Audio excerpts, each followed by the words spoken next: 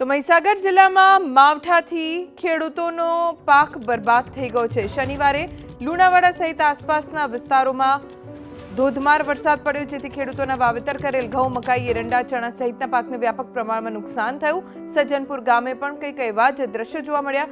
ઘઉં, મકાઈ સહિતનો મહામૂલો પાક નમી પડ્યો, જેથી ખેડૂતોએ સર્વે કરી વળતર ચૂકવવામાં આવે તેવી માંગ કરી છે।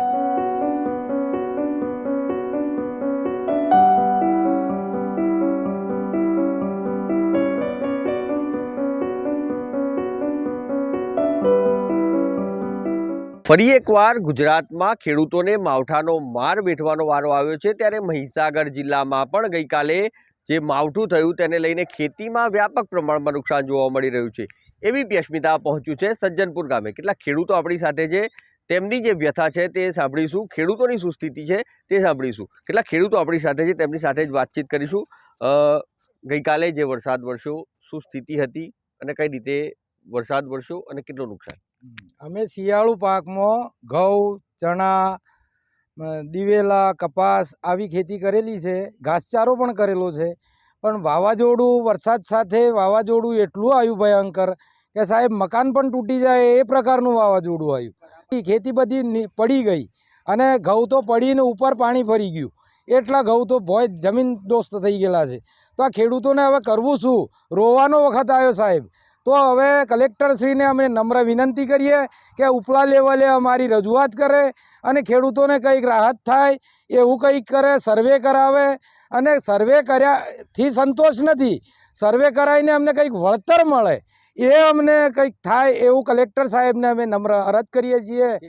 કેટલા હેક્ટર વિસ્તારમાં નુકસાન પહોંચ્યું? 170 થી 80 હેક્ટરમાં સજ્જનપુર ગામમાં ખેતી કરેલી છે, શિયાળુ ખેતી સાહેબ। અને બોર અને કૂવાથી જ પાણી આપીએ, અમારે કોઈ નહેરનો વિસ્તાર નથી, અમારે કોઈ નહેરની સગવડ નથી, એટલે કૂવા અને બોરથી જ અમે પાણી પાઈને આ ખેતી ઊભી કરીએ છીએ સાહેબ। તો ખેડૂતો તો હવે ભોય ભેગા થઈ ગયા, હવે ખેડૂત જગતનો તાત ઊભો થાય એમ જ પરિસ્થિતિમાં નથી। તો આ ખેડૂતોની વેદના છે, વ્યાપક પ્રમાણમાં નુકસાન પહોંચ્યું છે। અને એક ખેડૂત આપણી સાથે છે। ગઈકાલે જે વરસાદ વરસ્યો, કઈ રીતે વરસાદ વરસ્યો, શું વાવેતર કર્યું હતું અને કેટલું નુકસાન? ઘઉં, ચણા, મકાઈ, બાજરી, તલ અને ચણા આનું વાવેતર સજ્જનપુર ગામે લગભગ 170 થી 80 હેક્ટર વિસ્તારમાં થયેલું છે।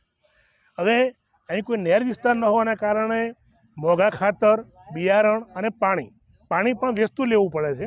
અને એ પ્રમાણે તૈયાર થયેલો પાક જ્યારે ગઈકાલે પડેલા વરસાદને વાવાઝોડાને કારણે જમીન દોષ થઈ ગયો છે, ત્યારે અમે આપના માધ્યમથી એમ જણાવવા માગીએ છીએ કે આ સરકાર જો આ ખેડૂતો સામે જોવે તો ખેડૂત કંઈ ઊભો થાય એવો છે। કારણ કે અનાજ જો નહીં હોય તો દેશ શું કરશે? એટલે અનાજ પેદાશમાં જે ગામ જે આગળ છે એ ગામ હાથ જમીન દોષ થઈ ગયું છે, બધો જ પાક નિષ્ફળ ગયો છે। ઢોરને ઘાસ ખાવા માટે પણ કામ લાગે એવું નથી।